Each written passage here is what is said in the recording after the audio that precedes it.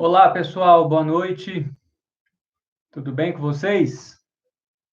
Estou vendo aí que já tem um pessoal ativo no bate-papo, uma satisfação estar aí com vocês hoje. Já estou vendo algumas pessoas dizendo de onde são, do IFSC, Instituto Federal de Santa Catarina. Cristina, bem-vinda. Ivanise, de São Paulo. Nádia, de Perobé, no Rio Grande do Sul. Juiz de Fora. Joinville, a Kátia.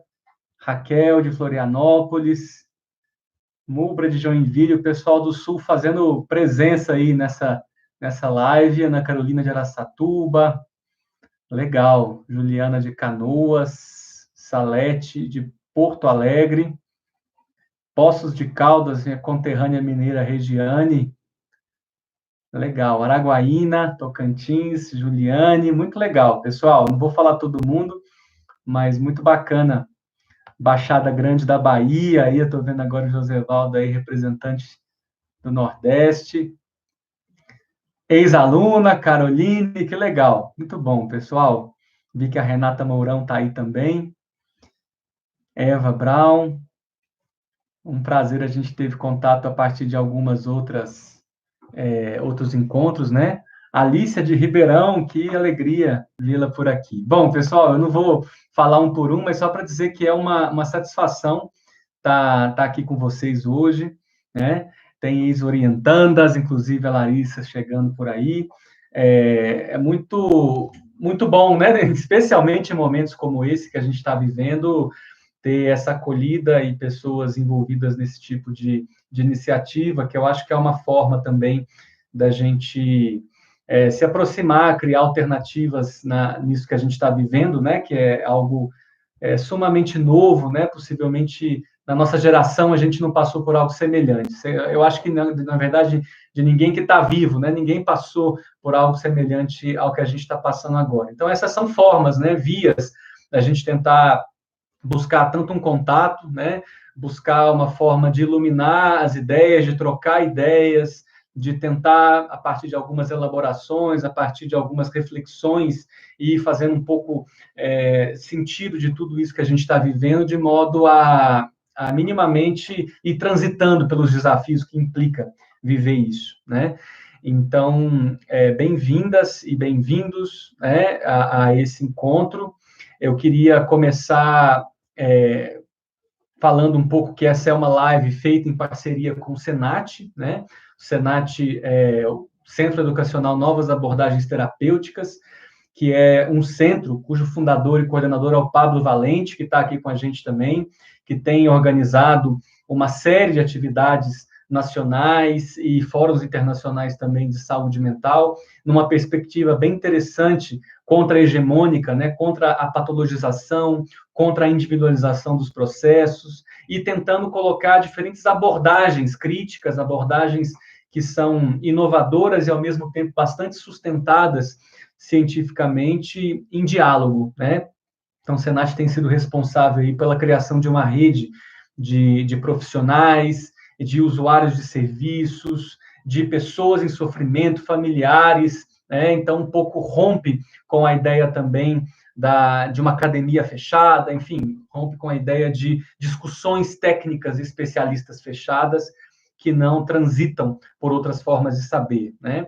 E a ideia, justamente, de hoje é essa, né? Um pouco a ideia de fazer um bate-papo com vocês, então convido vocês também para o nosso encontro, né? Ou seja, o Pablo está me ajudando, então, quando vocês quiserem colocar comentários, questões, enfim, algum tipo de crítica, inclusive, é o que eu estou falando, é bem-vindo. O Pablo vai me ajudar na compilação disso, para a gente ir trocando algumas ideias na segunda parte desse encontro, tá? Queria saudar também que, dentre as iniciativas que o Senat tem feito, uma delas são cursos online, né, com temáticas diversas. Um dos cursos que tá disponível, né, é o curso de Estratégias de Despatologização, Saúde Mental e Subjetividade. Então, a gente tem possivelmente alguns alunos do curso aqui com a gente, e desse curso especificamente eu sou o professor. Então, aí, boa noite, pessoal. e agradecer, né? Agradecer essa oportunidade, então, ao Pablo e ao Senat. Bom, eu sou Daniel Goulart, alguns de vocês me conhecem, outros com certeza não, né? Eu sou psicólogo de formação, sou mestre e doutor em educação, né? Sempre busquei fazer justamente esse título, né?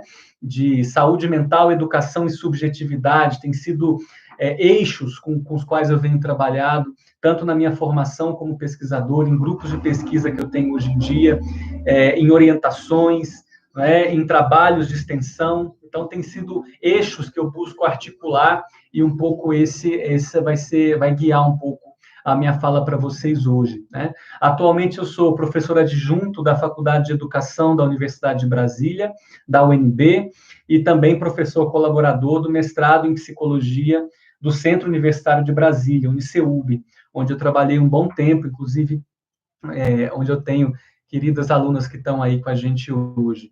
Né? Nesse trânsito de pesquisa, eu tenho desenvolvido, né, coordenado um grupo de pesquisa, cujo título é muito semelhante à live de hoje, Saúde Mental, Educação e Subjetividade da Patologização ao Desenvolvimento Subjetivo, né? E esse grupo de pesquisa, com os projetos em nível de graduação, de pós-graduação, tem buscado, para além de criticar a noção de patologização, né, essa redução dos processos psíquicos a rótulos e a formas de objetificar a relação com o outro, tem buscado entender o fenômeno de sofrimento, né, de uma maneira mais ampla, inclusive de sofrimento psíquicos grave, em situações de uso problemático de drogas e álcool, como de uma forma complexa, né? Articulados aí ao referencial da teoria da subjetividade, que é uma proposta que nasce da psicologia histórica e cultural e que foi proposta pelo teórico Fernando Gonzalez Rey. Vou falar um pouco de alguns conceitos, algumas noções, dialogando com esse momento que a gente está vivendo hoje, né? E mais recentemente tenho buscado fazer uma articulação em projetos de pesquisa com a experiência de sofrimento também no contexto da universidade, né? Ou seja, não só explicar essas formas de sofrimento, mas também de buscar explicar esses recursos que são gerados e gerar com as próprias práticas de pesquisa e extensão alternativas relacionais de diálogo como formas de desenvolvimento subjetivo. Então, um pouco nessa linha, nesses temas, eu venho trabalhando e a partir daí, então, que eu vou falar para vocês um pouco de algumas reflexões sobre o que a gente está passando, né? Então, um pouco para a gente iniciar, para contextualizar, né?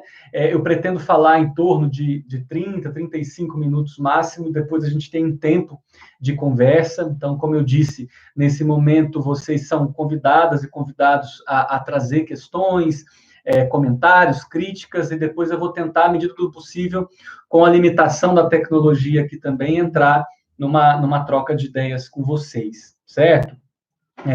Fazendo uma introdução, então, né, da temática que nos traz aqui hoje, eu acho que nem precisaria, eu acho que todo mundo está vivendo esse contexto, a gente está compartilhando uma realidade mundial, né, que afeta mais alguns países do que outros, certamente, em ritmos distintos, mas é algo que a gente tem ouvido falar, a gente está vivendo isso no nosso próprio cotidiano, lendo a respeito disso, né? Que é a pandemia do coronavírus, do Covid-19, né?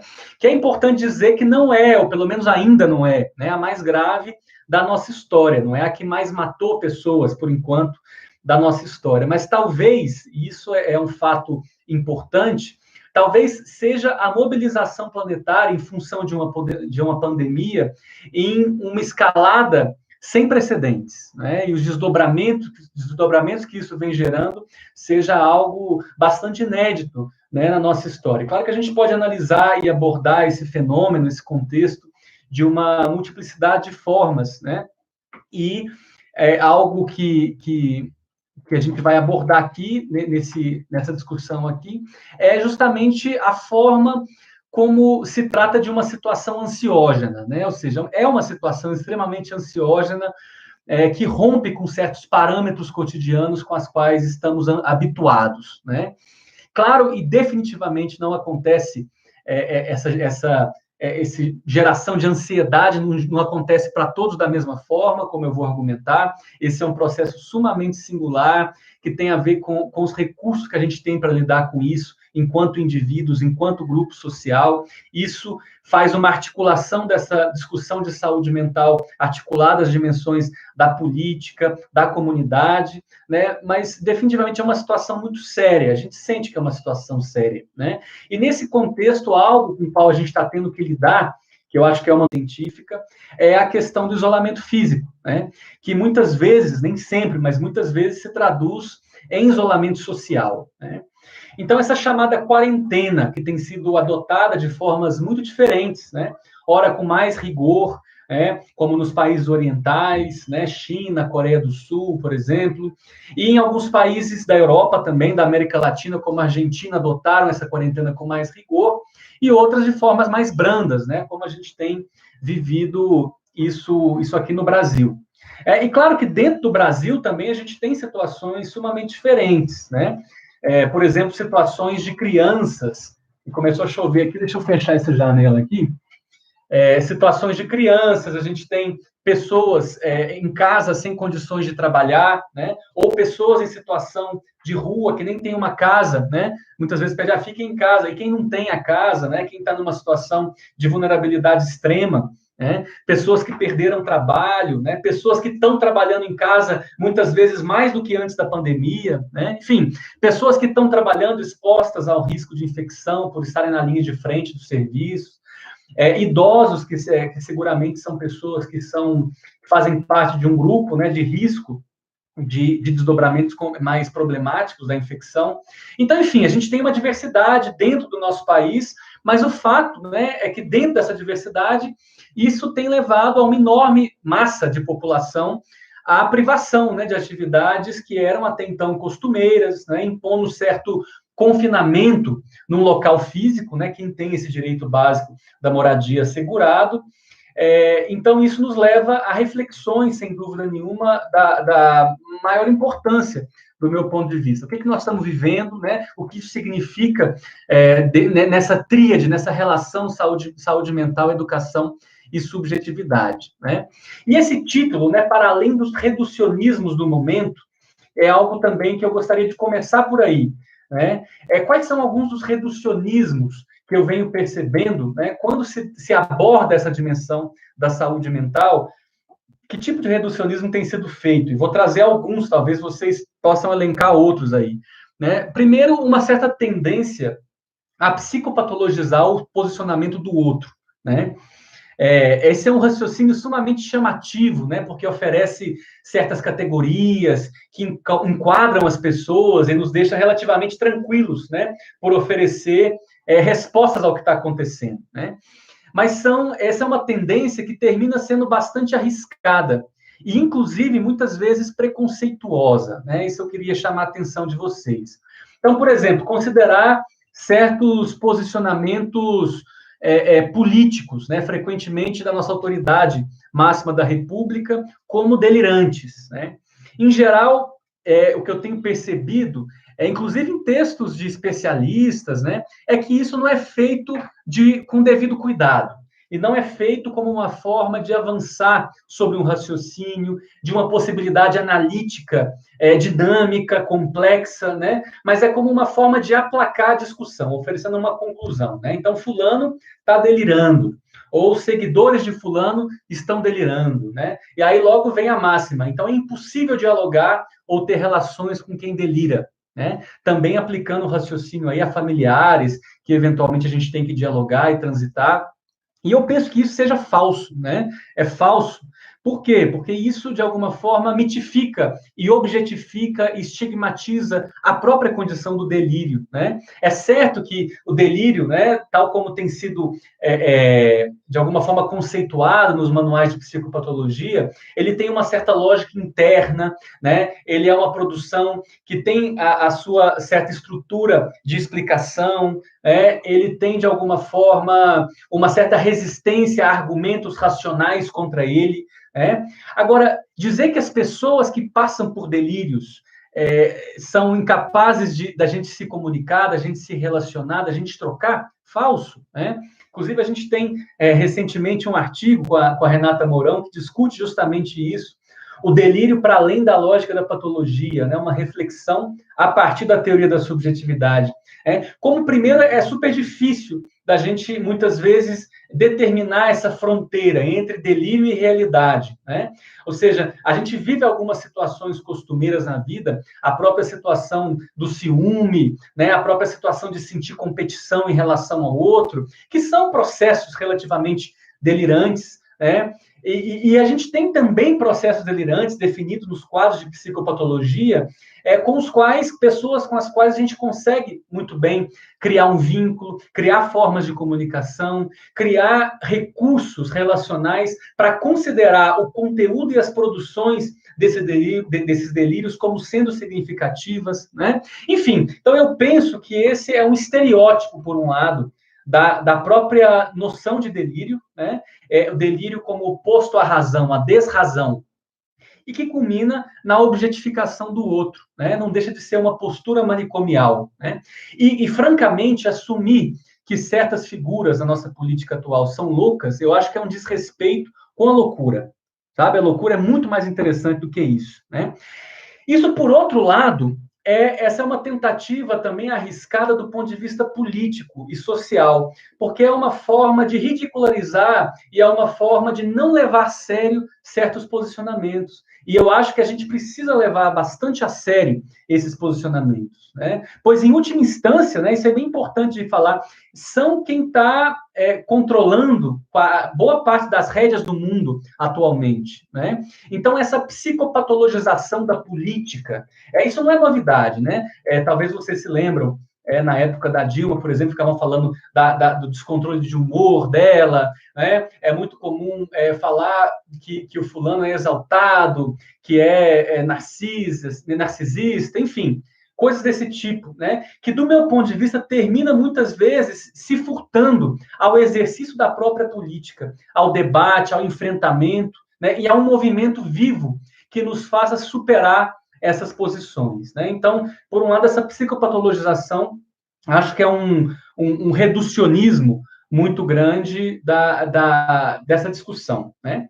Então, por outro lado, existe também uma outra forma de reducionismo que eu queria tratar com vocês aqui, que é uma certa imposição de regras de comportamento, né? Inclusive, lives como essa que eu estou fazendo têm incorrido muito nessa tática. A psicologia está cheio disso, né? Ou seja, você quer uma busca, uma orientação por normatizar o momento de exceção. Lave as mãos tantas vezes por dia, como diretrizes da saúde, está claríssimo, é importante. Como diretrizes das instituições, é fundamental, né? Agora, tem muita gente aí, não é, que está discutindo nesse campo da saúde mental e que acaba normatizando esses processos, né?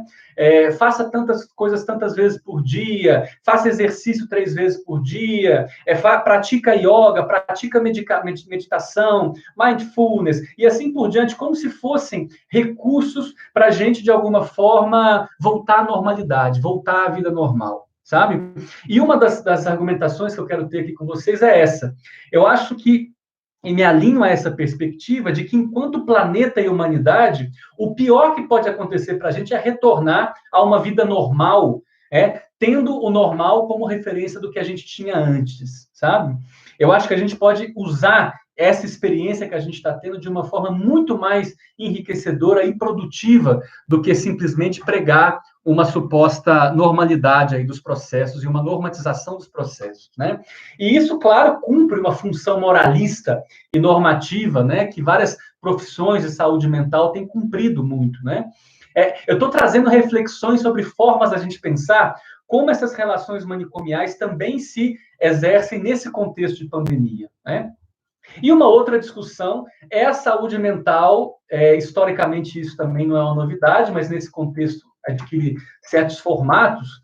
A saúde mental como algo relativamente dissociado de outras dimensões da vida, né? Da política, da economia, da saúde integral, né? Então, parece que agora são situações de pânico, são depressões, são situações que são quadros relativamente herméticos que se configuram nesses quadros e não tem nada a ver com essas questões que a gente está vivendo. E eu penso que se tem um exemplo e uma expressão dessa pandemia é que justamente existe uma indissociabilidade entre política, economia, saúde integral, saúde mental, né? Inclusive tenho me afinado. Inclusive, isso foi uma provocação que o próprio González Rey fazia, a professora Albertina também tem feito recentemente, sobre a pertinência da gente falar de saúde mental, né? Como se dissesse respeito a uma dimensão dissociada da vida que não da vida toda. Mas vamos chegar lá. Então, e o que eu quero dizer, né, para muitas pessoas que não estão, de alguma forma, familiarizadas com esse conceito de subjetividade, né? Quando eu falo desse conceito, eu estou ancorado, né, como eu já falei, no referencial da teoria da subjetividade, numa abordagem histórico-cultural, que é uma abordagem teórica, de fato, transdisciplinar, que nasce na psicologia, mas tem ganhado desdobramentos na saúde pública, na educação, nos estudos organizacionais, na questão dos direitos, enfim. Né? E a subjetividade, nessa perspectiva, não é sinônimo de mundo interno, não é sinônimo como sendo algo antagônico ao objetivo. Né? A subjetividade é um sistema simbólico emocional que articula as produções da cultura, né, as produções simbólicas que historicamente a gente vai construindo, com a emoção, com aquilo, com a forma como a gente sente, vivencia a nossa realidade. E, claro, isso é um fenômeno individual e social. Né? Então, o que isso implica? O que essa definição implica para pensar esse contexto? Né? Primeiro, eu acho que a ideia de que a nossa experiência na pandemia, tanto em isolamento, ou quem não está em isolamento, está trabalhando, né? Que não é algo isolado nesse momento que a gente está vivendo. Né? Isso está articulado à nossa história enquanto indivíduo e sociedade, né? O que a gente sente, como a gente se posiciona frente aos desafios de hoje, é um processo que está subjetivamente configurado, que articula o que fomos, o que somos e, de forma muito importante, quero enfatizar isso, o que seremos. Né? Ou seja, isso que a gente está vivendo é uma própria expressão da complexidade do humano. Né? E claro que pensar a saúde, não só a saúde mental, nessa perspectiva, não é somente considerar a infecção viral ou supostas patologias mentais, né, no caso da saúde mental, que se derivam da situação de pandemia e de quarentena. Mas é fazer uma profunda reflexão sobre a qualidade dos processos de vida que a gente produz nesse contexto. Né? E eu penso que isso pode ser fundamental para a gente lançar vistas, né, vislumbrar construções alternativas aos problemas e conflitos que a gente está vivendo. Né? A construção de mundos que ainda não existem. Né? E uma característica muito importante dessa noção também é que a subjetividade, nessa perspectiva, ela não é vista como sendo um resultado de algo externo a ela. Ou seja, a nossa subjetividade não é o resultado da pandemia. Né? Então, o foco não está no impacto que a pandemia gera, no impacto que o isolamento físico, né, que a situação de quarentena gera, mas naquilo que nós produzimos ao viver essa situação. Né? Então, não existe uma consequência linear da pandemia do coronavírus e da quarentena para a saúde mental. Assim como nenhum processo, né, seja individual, comunitário ou político, está dado pelos efeitos da pandemia e da quarentena. E isso resgata, eu acho que coloca o foco para aquilo que a gente consegue produzir e gerar como indivíduos e como grupos sociais nesse contexto. Né? E também, de forma muito importante, diz respeito à singularidade com que se vive esse processo. Né?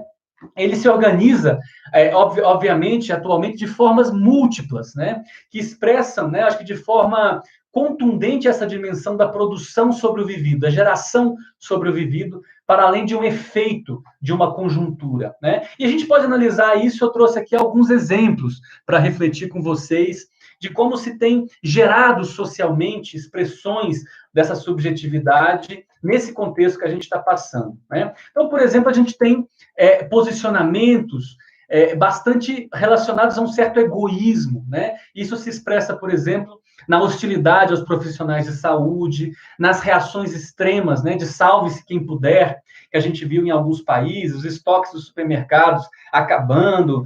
Felizmente, no Brasil, isso tem acontecido menos, pelo que eu estou entendendo, do que em comparação com alguns países, mas, ainda assim, a gente tem reações como essa, né? São produções subjetivas sociais muito fortes, que vão tomando formas na ação das pessoas, né? Eu acho chocante, não sei se vocês concordam comigo, essa busca por convencer a opinião pública de que algumas vidas são mais descartáveis do que outras, né? Então, é como se os idosos, os doentes crônicos, a população em situação de rua, em campos de refugiados, né? Ou seja, não faz muita diferença se morrer 1.000 ou 10.000, né? Ou segundo o estudo do Imperial College of London, de 2020, inclusive com projeções específicas para o Brasil, se morre 50.000 com isolamento mais restritivo, ou se morre 500.000 com o tal do isolamento vertical, que é muito mais um conceito político, né, do que científico da epidemiologia, né? Então, é interessante como essas produções nesse momento que a gente está passando se relacionam com a nossa história, né? Se relaciona com o nosso histórico colonial escravocrata, com a lógica neoliberal que se articula a esse histórico, né? Enfatizando o mercado financeiro, a economia, em detrimento, os números da economia, né? Em detrimento das pessoas e das instituições, né? E numa lógica no qual certas pessoas são descartáveis. Até pegando um pouco a linha da necropolítica do Achille Mbembe, né, um filósofo camaronês, de que certas vidas não só são descartáveis, mas elas são necessárias de serem perdidas para manter o sistema, né? Então, interessante essa lógica que se vai produzindo, e na base disso tem produções da subjetividade social que são muito poderosas e que a gente precisa estar atento e levar a sério, e não desdenhar com uma postura psicopatologizante, né? E algumas vezes esse cenário se articula ao famoso negacionismo, né? Que está certamente associado com um certo obscurantismo, né? Que é muito presente na política atual do mundo, né? Infelizmente muito presente na política do Brasil, né? Em certos setores da população, que vai articulando nessas teorias conspiratórias, que tem pouco lastro, vamos combinar, na realidade, que tem um lado, né, um pouco assim cômico às vezes, né, os terraplanistas, enfim, mas tem um lado muito nefasto também, né? Por exemplo, campanha anti-vacina, um lado nefasto de produção de notícias falsas, de veiculação de informações para desinformar com mentiras, sem nexos de consistência, né? E que, muito importantemente, está muito associado a um profundo descrédito pela ciência e pela mídia, né? E não, nesse caso, não a mídia enquanto uma mídia, a mídia enquanto instituição, não como um estudo científico, mas como a ciência enquanto instituição, né? E é certo, a ciência nem sempre é fácil de digerir, né? Não só porque a ciência comete equívocos, né? Mas porque a ciência, ao menos na ciência consistente, não tem verdades últimas, né? Os caminhos são hipotéticos, eles vão se refazendo à medida que novos desafios surgem, né? É preciso ter um tempo para amadurecer se vale a pena tomar tal remédio ou não vale, porque tem efeitos colaterais na população. Esse não é uma decisão de partido político, nem de governante, é uma decisão que cabe a quem estuda isso há décadas, né? Enfim, e é interessante, né, assim, que há probabilidades estudadas nesses modelos científicos, né, que permitem modelos. Mas isso, eu acho que choca de frente com essa, eu penso, com essa produção subjetiva social negacionista, vamos dizer assim, ou articulada a esse negacionismo, porque na base disso está o dogma, né? Na base disso está uma produção de medo do diferente, né? Que não consegue tolerar uma forma dialética complexa, contraditória de pensamento, né? Então é mais fácil acreditar na mitificação de processos e de líderes, né? Seja do pastor da igreja, seja do Mao Tse Tung, do Hitler, do Stalin, da direita e da esquerda, é importante dizer, né? Mas é mais confortável de alguma forma, né? E isso é muito triste, porque fatalmente nos leva a debates que, embora sejam urgentes, porque com base nesses debates se tomam decisões importantes, mas que sequestram polêmicas que são mais fundamentais ainda, né? Então, a gente fica hoje numa discussão, isolamento, não isolamento, a saúde ou a economia, tal, parece que são opostos, né? E pouco se discute, por exemplo, do valor do sistema de saúde público, né? Pouco se discute sobre os efeitos colaterais deletérios da PEC 95, né? Do teto dos gastos públicos, né? Que sequestrou milhões de reais, bilhões de reais do SUS, né? Enfim, a dramática desigualdade social, que se torna ainda mais marcante em contextos como esse. Então, enfim, eu acho que são produções subjetivas sociais que vão ganhando força e vão tomando forma nos partidos, nos movimentos, né? Que tem desdobramentos bastante graves, a gente precisa estar atento a isso, né? Articulando um pouco o tema da educação mesmo, a educação formal, né? Então, como a questão do ensino não presencial vai se configurando nas escolas e nas universidades, né? Então, claro, por um lado, você tem uma dimensão de usar as ferramentas tecnológicas disponíveis, né, para manter os processos de ensino-aprendizagem.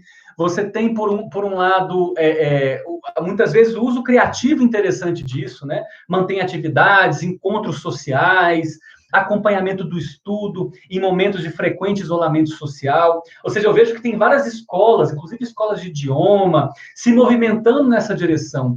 Mas não devemos fechar os olhos para um outro movimento, né, que vai se aproveitando muito disso, né, que é justamente a questão do uso das tecnologias não presenciais como uma forma de precarização do ensino, né, de precarização do trabalho, né, numa tentativa desesperada de manter a empresa funcionando, né, de evitar problemas financeiros. Né? Então, enfim, tem professores hoje que estão sofrendo bastante com isso, porque não só tem a carga de fazer o seu trabalho, como tem uma carga de fazer um trabalho muito maior, que trabalha muito mais, e sofrendo pressões, né, das instituições. Olha, se isso não for feito, vão cortar salários, se isso não for feito, vão ser demitidos. Né? Então, é interessante como nesse jogo, né, de forças e poderes, algumas instituições, né, enquanto subjetividades sociais, vão enfrentando essa lógica também.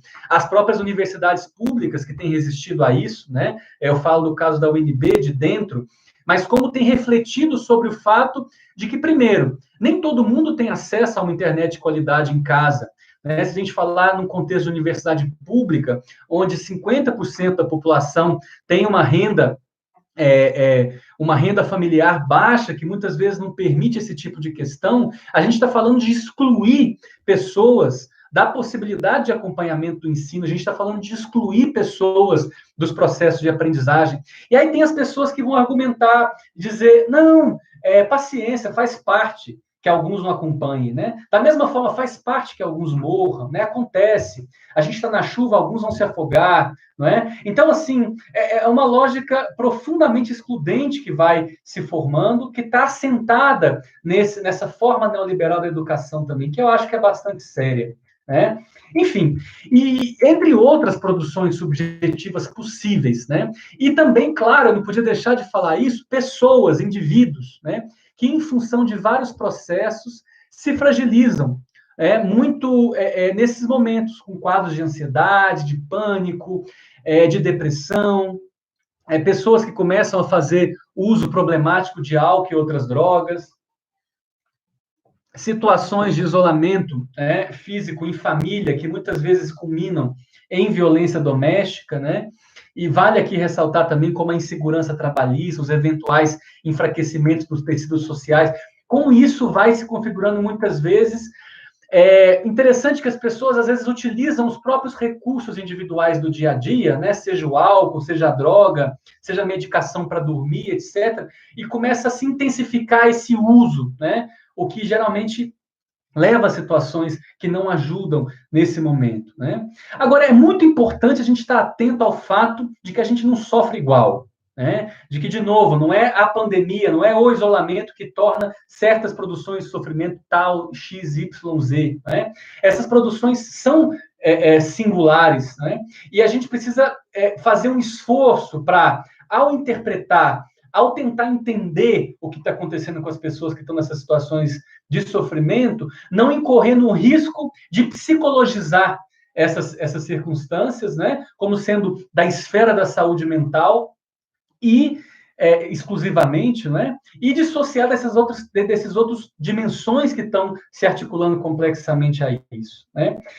Não podia deixar de falar também de como existem produções subjetivas sociais sumamente interessantes e produtivas nesse momento, que a gente pode favorecer, né? Eu estou falando ainda do ponto de vista social, principalmente. Então, por exemplo, as diversas ações solidárias que parecem profissionais da saúde, né? Que estão literalmente, né, dispondo e arriscando as próprias vidas para honrar a responsabilidade da ética profissional que eles assumiram, né? Esses outros profissionais essenciais, garis, motoristas de ônibus, pilotos de aviões, gestores, enfim, polícia, bombeiro,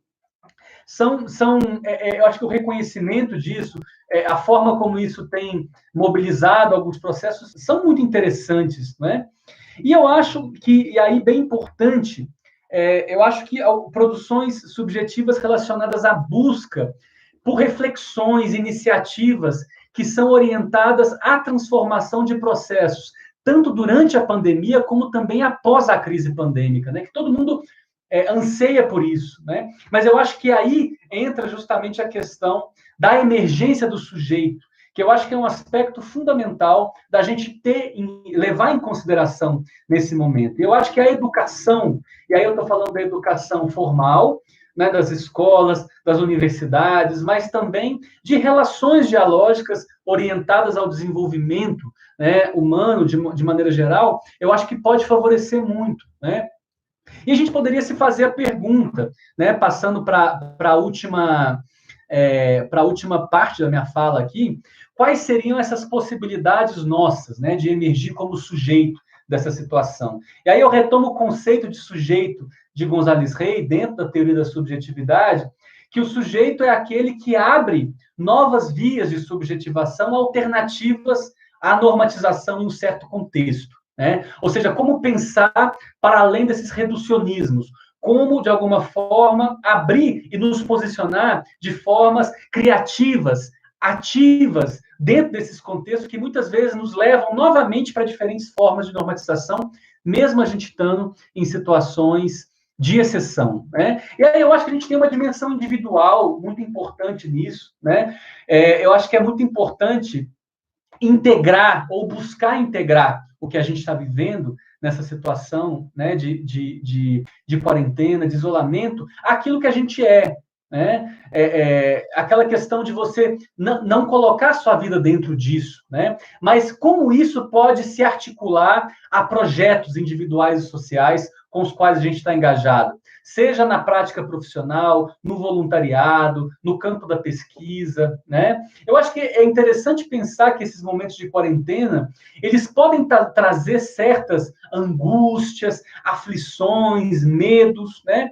Que, do meu ponto de vista, longe de serem necessariamente deletérios, problemáticos, eles podem operar, de certa forma, como uma provocação para abrir novos caminhos de vida, né? E, claro, se a gente for pensar em pessoas, né, que estão aí nos acompanhando, que estão em situações relativamente confortáveis, né, ou que podem fazer o home office, ou que podem continuar a vida de alguma forma no conforto do lar de vocês, que não tem dificuldade com a alimentação, né? Como a gente pode, por exemplo, se vincular a atividades, né, que a gente sempre quis fazer na correria do dia a dia e a gente não pôde, né? Assim, e aí não tem receita, né? Eu, por exemplo, tenho me aventurado muito na arte da cozinha, fazendo pratos que eu não tinha feito, enfim.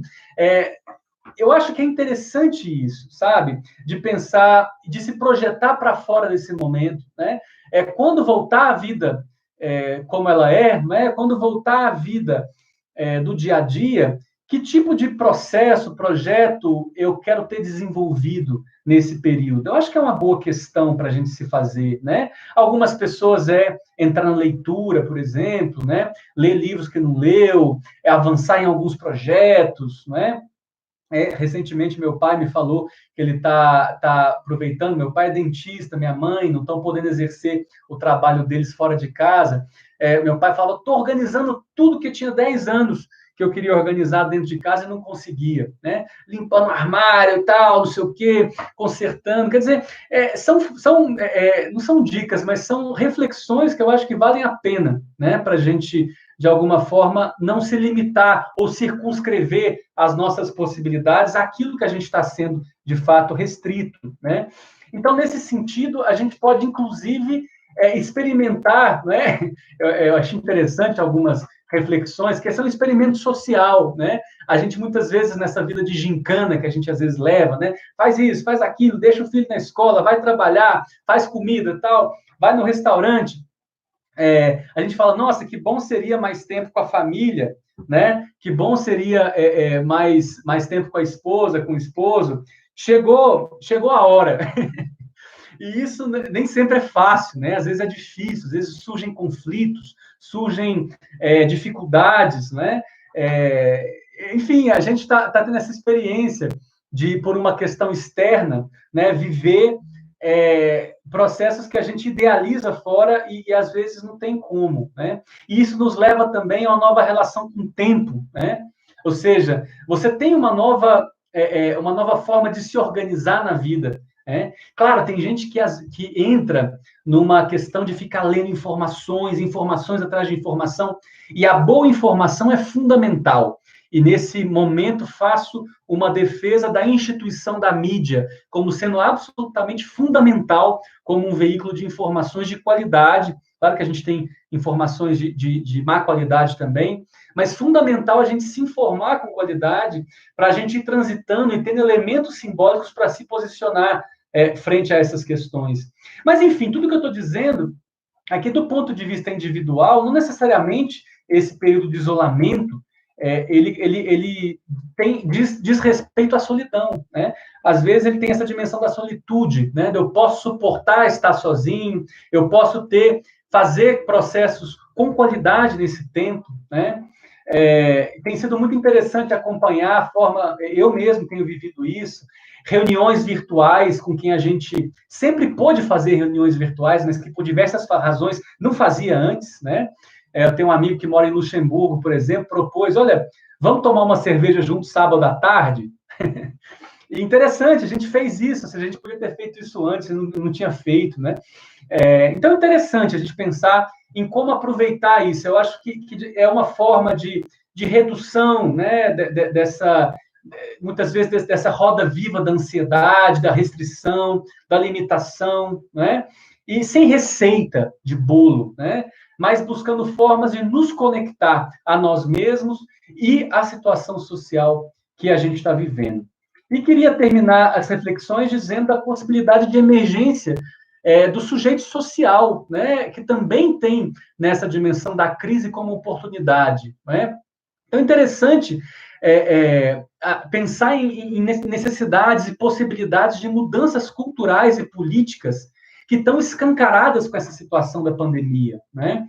Inclusive, eu penso, né, e aí sendo bastante otimista, que uma das vitórias que a gente pode ter enquanto população nessa crise é o lugar da produção da ciência, por exemplo, né? A valorização da pesquisa, da universidade pública, a valorização do Estado, num contexto em que o Estado vinha sendo permanentemente atacado como sendo um estorvo para a economia, né? E a pandemia desnudou essa desigualdade social, essa falácia do Estado mínimo reduzido a zero, né? Especialmente em países brutalmente desiguais como o nosso, né? A gente for pensar, 47% da população não tem esgoto tratado, né? E a gente fazendo campanhas gerais para lavar bem as mãos, né? São contrassensos, né? Então, eu acho que a gente pode ter uma vitória, de alguma forma, de pensar coletivamente e agir coletivamente, né?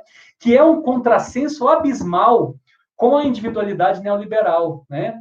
E eu quero ver alguém defender agora, com as mesmas unhas e com os mesmos dentes, o Estado mínimo, sabe? Quero ver quem discutir que a ideia do SUS é utópica e real, né? É interessante isso que a gente está vivendo, e isso trazendo um alento, né? até assim, baluartes, né, da imprensa liberal, né?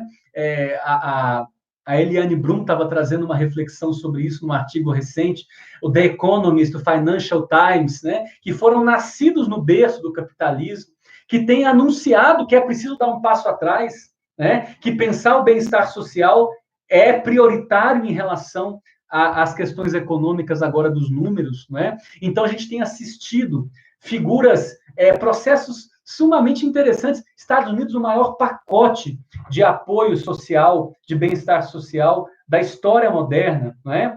A gente tendo a renda mínima aprovada no Brasil, é certo que por 3 meses, né? Mas medidas que antes eram consideradas exóticas, né? Pelos segmentos, né? E agora não são. Então, eu acho que é um momento, né? Da gente, como sociedade, fazer cor a esse movimento, fazer pressão por esse movimento, né? E o Bruno Latour fala, que eu acho que numa análise bem interessante, que a primeira lição do coronavírus é essa mais espantosa, que ficou provado que é possível, sim, em questão de semanas, suspender em todo o mundo e, ao mesmo tempo, um sistema econômico, que até agora todos diziam que era impossível desacelerar, redirecionar. Os ecologistas estavam perdendo essa batalha sempre, né? A história do trem do progresso, que nada é capaz de tirar dos trilhos o progresso, a economia. De repente, outras prioridades emergem, né? Enfim, e outras redes de solidariedade, redes de cuidado que possam nascer nesse momento, mas que possam também extrapolar esse momento, né? E que estão sendo gestadas a partir das necessidades urgentes que esse momento implica, né? Na UNB, a gente está vivendo agora um momento muito interessante no âmbito do comitê gestor do plano de contingência da Covid-19, né? E eu estou trabalhando num GT, num grupo de trabalho de saúde mental, que está sendo orientado e organizado pela professora Larissa Polejac, uma amiga querida, e eu tenho trabalhado junto às colegas Munodé e Silvia Lordelo também, na construção e implementação de ações de capacitação e educação em saúde, né, que tem como objetivo contribuir com a formação de recursos humanos da comunidade universitária, com vistas ao favorecimento de ações educativas para a promoção de saúde mental. Então, a ideia não é intervenções terapêuticas, mas como pensar relações que, de alguma forma, capacitem alunos, funcionários, docentes, para multiplicar práticas de cuidado nos seus contextos. Né? Esse é o tipo, né? Estou citando como um exemplo, né? O tipo de iniciativas que se geram no momento de crise, mas que podem se desdobrar em iniciativas muito interessantes posteriores à crise, né? E encerro nessa reflexão. Eu sempre levo mais tempo para falar as coisas do que eu gostaria. O Pablo já deve estar rindo disso aí. Mas só para fechar com essa ideia de que, para mim, voltar à normalidade, tal como a gente vivia a normalidade antes, é um fracasso social, né? Eu acho que a situação não vai nos permitir voltar dessa forma, mas eu acho que essa perspectiva que eu estou trazendo com vocês, e certamente alinhadas a outras perspectivas, lança formas, né? lança luzes para a possibilidade de romper com as formas de normatização social momentâneas, dessas que estão gerando agora, né? Ao não estancamento dos processos sociais, né? Para a possibilidade permanente da emergência de sujeitos e da subversão daquilo que está institucionalizado nesse momento. Então, é isso. Pessoal, eu vou parar a minha longa fala por aqui, já estou aqui emocionado falando aqui com vocês, o Pablo fez o trabalho de fazer algumas compilações aqui durante a fala. Eu acho que é interessante fazer alguns comentários sobre isso. E aí a gente pode ir conversando aqui por mais um tempo, tá? Então, uma das questões que foi falada pela Iane Michele, né? O fato de não entendermos certos funcionamentos demonstra apenas que há uma não compreensão de um ordenamento psíquico diferente do nosso, né? Concordo profundamente com o que a Iane fala, né? Eu acho que a própria padronização dos processos psíquicos, a padronização das reações de saúde mental também diz respeito a essa falta de compreensão, Yane, e como a gente, né, se coloca na própria condição de pensar para além dessas caixas, né, de tentar favorecer, de alguma forma, reflexões, ações que estão pautadas em outros princípios, né? Então, o Rogério Luiz Custódio falando aqui, será que vamos aprofundar as desigualdades e o sofrimento? Ou vão aparecer oportunidades de transformação? Eu acho que essa é uma questão fundamental, Rogério, e felizmente ou infelizmente essa resposta não está dada ainda, né? Eu estou longe de acreditar, como muitas pessoas ficam aí soprando aos quatro ventos, que a pandemia vai trazer uma revolução, que a pandemia vai trazer uma outra realidade, que as pessoas vão ser mais isso, mais humanas, mais aquilo. Isso vai depender da capacidade de gerar espaços sociais, processos de subjetivação que permitam gerar essas alternativas. Se a gente, como indivíduos, como grupos, se a gente não se engajar nesses processos, certamente eles não vão acontecer. E digo mais, Rogério, infelizmente, essa disputa já está em jogo. Não achem vocês que quando acabar as restrições das pandemias, essa conta não vai ser colocada nas costas dos trabalhadores, como já está sendo, e no caso do Brasil, de uma forma anacrônica, colocado sobretudo nas costas dos trabalhadores. Não acha que vão ser os grandes bancos que vão pagar a conta, enfim, que não vai ser, de novo, uma justificativa para as instituições educativas precarizarem o ensino e a aprendizagem, consequentemente, com os planos EAD descuidados, né? Porque tem o EAD bem feito também, obviamente, né? E o Lucas falando, o Lucas Benevides, amigo e orientando, mestrando, a pandemia é mais uma crise da sociedade de consumo. Eu acho que se a gente não puder resumir a isso, eu acho que certamente ela também é uma crise da sociedade de consumo, né? E eu acho que isso está claro pela própria lógica da divisão social que a gente está passando. Essa desigualdade, a forma como a pandemia está incidindo de forma especificamente mais trágica sobre os que já são mais vulneráveis, o que infelizmente não é nenhuma novidade, já é um pouco, mostra um pouco como essa crise é fruto dessa sociedade de consumo, né? De como, de alguma forma, a conta recai sobre indivíduos, não é? Da forma desigual que a gente tem acesso a recursos de saúde, da forma desigual como a gente tem acesso a recursos de saneamento básico, né? E eu acho que talvez seja, Lucas, né, e eu acho que você concorda comigo, uma bela oportunidade para a gente repensar e se posicionar de uma forma diferente em relação à própria lógica consumista, né? Ou seja, preciso mesmo de tudo isso, né? Preciso mesmo de tudo isso que eu tenho julgado necessitar, preciso girar essa roda da mesma forma, não é? Enfim, né? Algumas coisas que a gente pode pensar. A Valquíria falando que um desafio é o encolhimento das redes de apoio social. Certamente existe o encolhimento das redes de apoio social formais nesse momento, Valquíria, mas eu acho que nesse momento, felizmente, também tem surgido outras redes de apoio social e que a gente precisa alavancá-las como indivíduos, apoiá-las, né? Fazer parte delas, pensar junto, novas estratégias, ajudar materialmente quem tem condição, né? Contribuir com isso, né? E eu acho que é possível que a gente saia com mais redes de apoio social. A Áurea colocando que tipo de práticas de cuidado poderiam ser aplicadas nesse sentido de formação e educação, né? Eu estava citando um exemplo, Áurea, de como a gente tem pensado isso no âmbito da UNB, né? A gente tem pensado em promover atividades, exemplos, grupos de ajuda mútua, teatro do oprimido, alguns bate-papos virtuais, que estejam orientados, por um lado, a criar espaços sociais para as pessoas se comunicarem, e a gente pode pensar, especialmente nas pessoas que estão em situação de vulnerabilidade social, isolamento, né, pessoas que não têm muitas redes. Eu acho que esses são recursos muito interessantes para trocar informações, para, de alguma forma, também trocar experiências e para que as pessoas vão se sentindo responsáveis e protagonistas de espaço agora, né?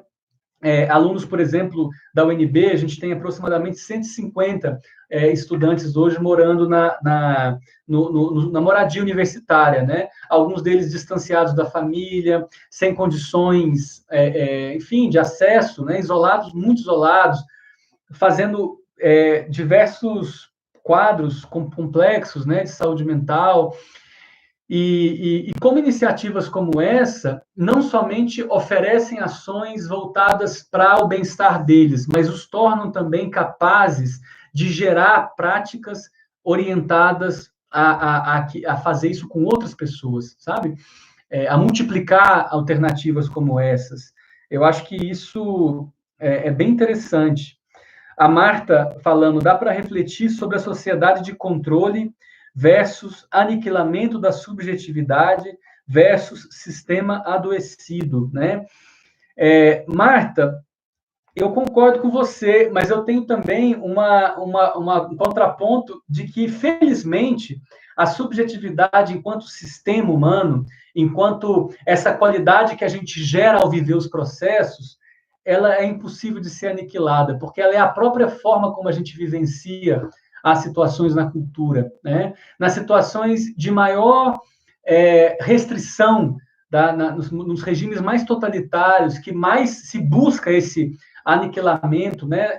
Aniquilação, desculpa, das subjetividades, é onde ela emerge nas frestas também, nas resistências, nos grupos subversivos, nas linguagens contra-hegemônicas, sabe? E aí eu sempre penso que a gente tem condições de fazer a diferença, né? O amigo Cláudio Gruber está aí concordando comigo. Eu acho que isso é muito importante, porque senão a gente fica numa lógica de refém, né? A gente tem uma perspectiva de controle, tem uma perspectiva de vigilância, mas ao mesmo tempo a gente tem sempre a capacidade de gerar sobre, né? E a gente tem exemplos incríveis disso, né? Nas situações mais extremas. A Roselane Lômio falando no sentido do sofrimento gerado pelo isolamento, gostaria de ouvir algo sobre como os familiares, cuidadores de pessoas em sofrimento mental, estão lidando com o convívio com o seu ente, né? Eu acho que isso é tão importante, Roselane, você está trazendo uma questão crucial, né? Como eu falei mais cedo, eu sinto que,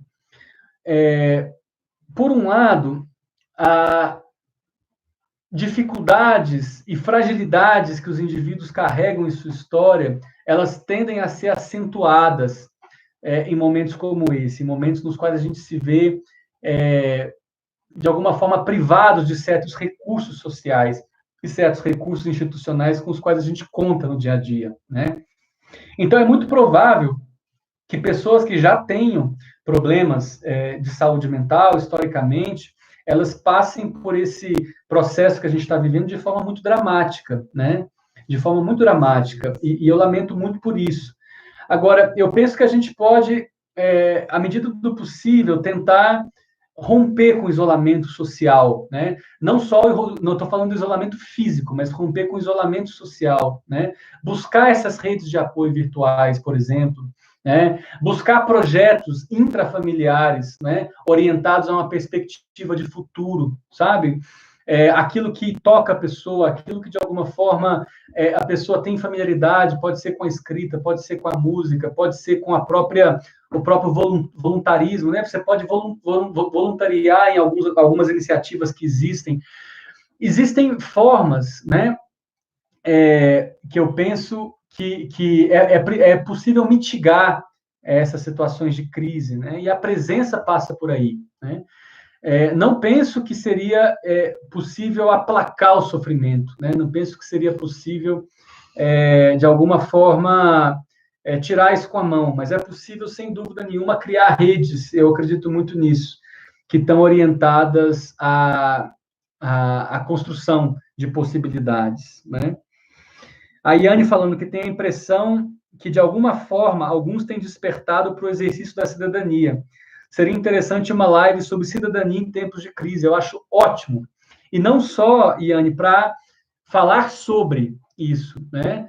Eu acho interessante também mostrar como estão sendo essas práticas, mostrar, de fato, como elas estão acontecendo em diversas localidades, né, dando ideias para as pessoas, favorecendo modelos, né, enfim. Eu acho que compartilhar isso é uma dimensão muito importante, né? A Ana Carolina falando como superar o modelo manicomial. Ana Carolina Peixoto, que legal ter você por aqui. Estive na banca de mestrado da Carol.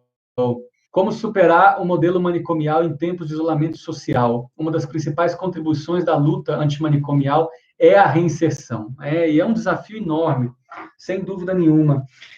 Eu acho, Carol, que é muito importante a gente estar atento ao que eu estava falando antes, as formas sutis com que os manicômios se expressam também nesse momento, né? Sempre travestidos de boas intenções, muitas vezes, né? Sempre traduzidos a isso que é possível fazer, né? E eu acho que realmente, eu penso que a gente pode, de alguma forma, ampliar essas condições das redes virtuais. Eu acho que a gente pode, de alguma forma, abrir canais de escuta. Eu penso que a gente pode, depois, passar do isolamento, né, de alguma forma, trabalhar com os desdobramentos disso como material para realmente uma reflexão viva de transformações importantes, né? Eu acho que isso seria algo fundamental, mas está, eu diria, muito atento às que são dadas para a gente como sendo as alternativas possíveis e as alternativas viáveis. É hora também da gente falar, não, essa não pode ser somente alternativa viável, há que se pensar outras, né? O Cláudio falando que já utiliza o teatro do oprimido para trabalhar a questão da sexualidade na saúde mental, o Centro de Teatro do Oprimido, que tem a sede no Rio, que é histórico e muito importante, já faz várias atividades via web nesse movimento de pandemia. Ótimo, Cláudio, se for possível, compartilhe um link aí com a gente, para outras pessoas conhecerem, para a gente conhecer também. Eu conheço o seu trabalho, claro, mas seria legal conhecer especificamente essa do Teatro do Oprimido, né? Muito bom. A Luciana perguntando como você viu recentemente os humoristas que debocharam dos autistas e deficientes. Eu acho que é horrendo, né? Não tem palavras para isso, assim, né? A gente ainda vive num contexto onde o humor é considerado livre e com álibi para cometer crimes, né? Que no fundo são crimes. E eu sinto que esse é o pior humor, a pior função que o humor pode ter. Tem outras fantásticas, né, que subvertem a realidade que a gente vive, traz novos atores, introduz imaginação. O humor tem uma função incrível na própria imaginação de novas possibilidades. Mas essas que utilizam populações que já são vulneráveis para fazer humor em cima, eu acho deplorável. Assim como eu acho um cunho extremamente racista as piadas que têm surgido em relação aos chineses, né?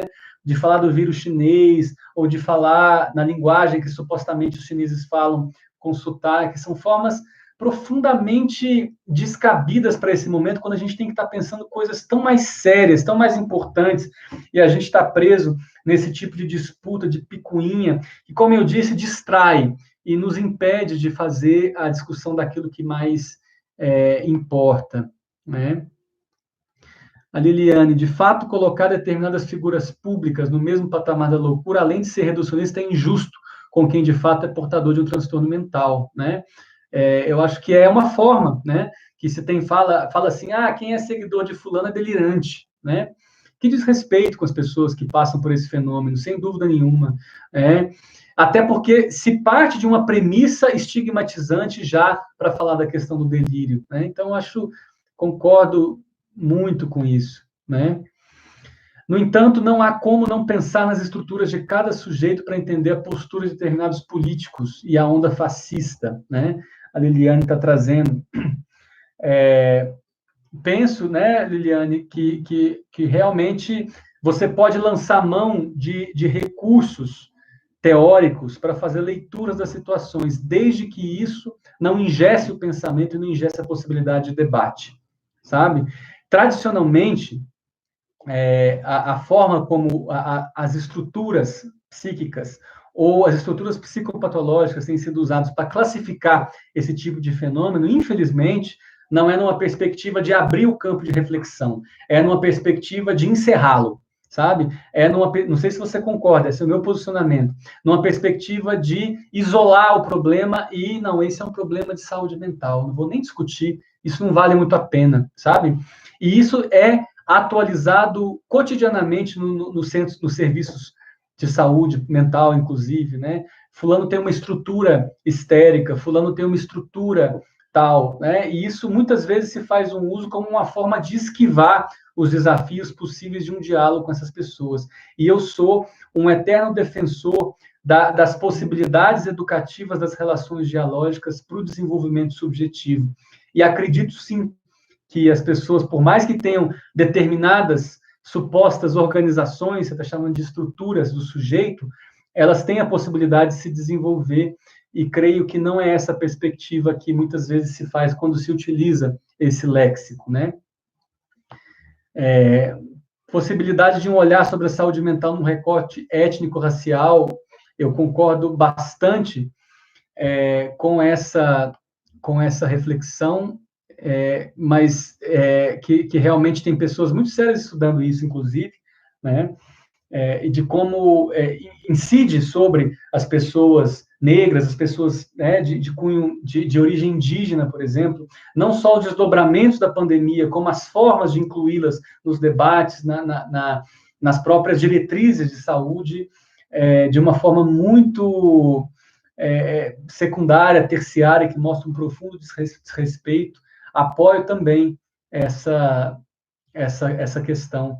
A minha colega, amiga Silvia Lordelo, que bom que a gente está conectado nos argumentos. Estou pegando aqui, pessoal, alguns. Alessandra Camargo, pensar também na saúde mental das pessoas que estão em situação de rua, dependentes de substâncias psicoativas e a falta de informação. Eu acho que é fundamental, né? Como as políticas públicas muitas vezes não consideram isso, né? O próprio fique em casa, né? Higiene, etc., muitas vezes não inclui pessoas que estão em situações de extrema vulnerabilidade. E, felizmente, tem políticas, né, sendo pensadas para a população nessas condições, que não gozam do mesmo prestígio, não gozam do mesmo status das demais, mas certamente são fundamentais. Concordo perfeitamente. A Áurea sugerindo uma próxima live, saúde mental especificamente no contexto universitário em tempos de quarentena. É uma ótima dica. Talvez, né, Silvia, a gente possa fazer isso como um próprio desdobramento das ações que a gente vai empreender, né, a partir de agora, nas nossas ações lá no GT de Saúde Mental da UNB. Poderia ser uma bela ideia que a Áurea está nos dando aqui. Pessoal, tem um pessoal aqui que vai precisar se ausentar e que já está agradecendo e se despedindo. Então, eu vou aproveitar para fazer o mesmo.